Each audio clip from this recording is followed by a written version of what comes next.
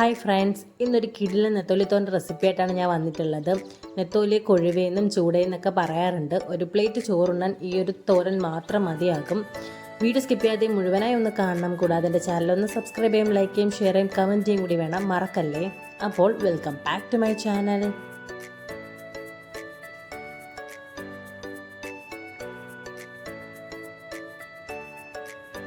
ഇതിനായി ഒരു പാനിലേക്ക് കുറച്ച് വെളിച്ചെണ്ണ ഒഴിച്ചു കൊടുക്കാം.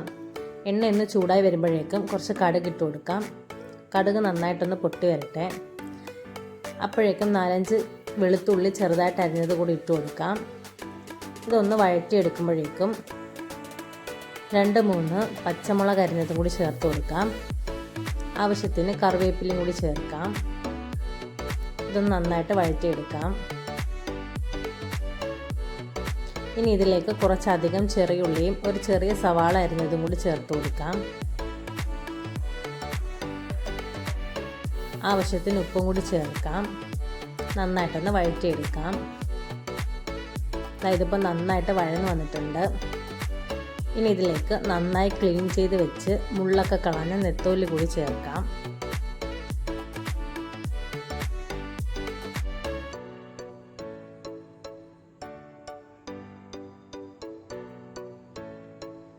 ഇതിനെ നന്നായിട്ടൊന്ന് മിക്സ് ചെയ്തെടുക്കാം.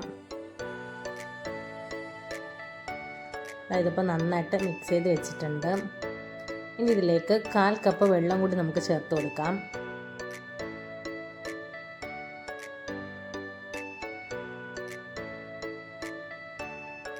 ഇനി ഇതൊന്ന് അടച്ച് വെച്ച് ഒരു 10-15 മിനിറ്റ് ഒന്ന് വേവിച്ചെടുക്കാം. ആ സമയത്തേക്ക് ഇതിലേക്ക് വേണ്ട അരപ്പ് തയ്യാറാക്കാം. ഒരു മിക്സി ജാറിലേക്ക് 1/2 കപ്പ് തേങ്ങ ഞാൻ ചേർത്ത് കൊടുക്കുന്നുണ്ട്.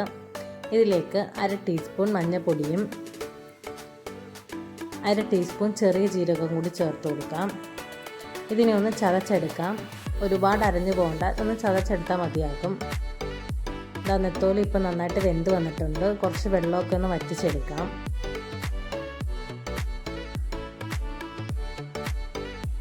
ഇനി ഇതിലേക്ക് അരപ്പും കൂടി ചേർത്ത് കൊടുക്കാം. വെള്ളമൊക്കെ അത്യാവശ്യം വറ്റിയിട്ടുണ്ട്, എന്നാലും കുറച്ചും കൂടി ഉണ്ട്. ഇനി അരപ്പും കൂടെ ചേർത്ത് നന്നായിട്ടൊന്ന് മിക്സ് ചെയ്ത് നമുക്ക് എടുക്കാം. ഒരു 10 മിനിറ്റോളം നന്നായിട്ട് ഇളക്കി കൊടുത്ത് മിക്സ് ചെയ്തെടുക്കണം. അരപ്പൊക്കെ നെത്തോലി നന്നായിട്ട് പിടിക്കണം. വെള്ളം നന്നായിട്ട് ഇപ്പോൾ വറ്റി വന്നിട്ടുണ്ട്.